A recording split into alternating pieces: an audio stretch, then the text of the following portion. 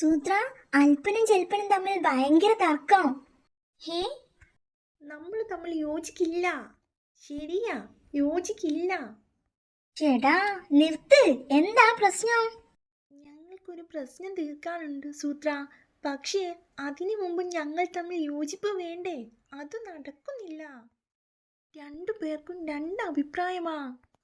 Hey, അല്ലല്ലോ, നിങ്ങൾ ഒരേ അഭിപ്രായം പറയുന്നത് കേട്ടല്ലോ. താ ഒന്ന് മിണ്ടാതിരിക്കി. അല്ല സൂത്ര, നമ്മൾ തമ്മിൽ യോജിക്കില്ല എന്ന് രണ്ടുപേരും പറഞ്ഞില്ലേ? ശരി, പ്രശ്നം വിശദമായിട്ടൊന്ന് പറ. ഒരു ഗുസ്തിക്കാരൻ കരടി ഞങ്ങളെ കുറേ ദിവസമായി ഉപദ്രവിച്ചു കൊണ്ടിരിക്കുകയാ സൂത്ര. ഒരു കാരണവുമില്ലാതെ തലയ്ക്കടിക്കും, തള്ളും, ഭീഷണിപ്പെടുത്തും, ചവിട്ടും. ഞങ്ങളുടെ കൂട്ടുകാർ പറഞ്ഞു ഞങ്ങൾ അവനെ ഒരുമിച്ച് നേരിടണമെന്ന്. ഹാ, അത് ശരിയാ. കരടി നിങ്ങളുടെ പൊതുശത്രു ആണല്ലോ. പൊതുശത്രുവോ സൂത്ര? പൊതിയല്ലടോ, പൊതു. പക്ഷേ സൂത്ര, അങ്ങനെ നേരിടുന്നതിന് മുമ്പ് ഞങ്ങളുടെ അഭിപ്രായം ഒന്നായിരിക്കണം എന്ന് ഫ്രണ്ട്സ് പറഞ്ഞു. ഞങ്ങൾക്ക് തന്നെ രണ്ട് അഭിപ്രായമാണെങ്കിൽ അവനെ തോൽപ്പിക്കാൻ പറ്റില്ലത്രേ. അല്ല, എന്താ നിങ്ങളുടെ അഭിപ്രായം?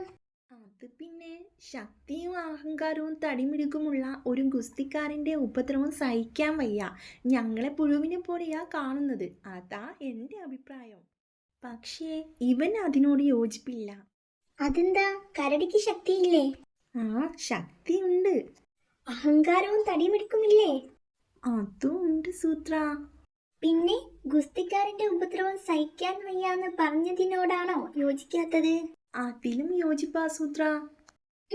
ചേടാ, പിന്നെന്താ പ്രശ്നം? പറഞ്ഞതിലൊക്കെ യോജിച്ചല്ലോ. ഇനി നിങ്ങൾ ഒത്തൊരുമിച്ച് അങ്ങോട്ട് ചെല്ലേ. അവസാനം ഇവൻ പറഞ്ഞതിനോടാ യോജിപ്പില്ലാത്തത് സൂത്ര. ഞങ്ങളെ പുഴുവിനെ പോലെ അല്ല, ഉറുമ്പിനെ പോലെയാ കാണുന്നത് എന്ന എൻ്റെ അഭിപ്രായം. ഹേ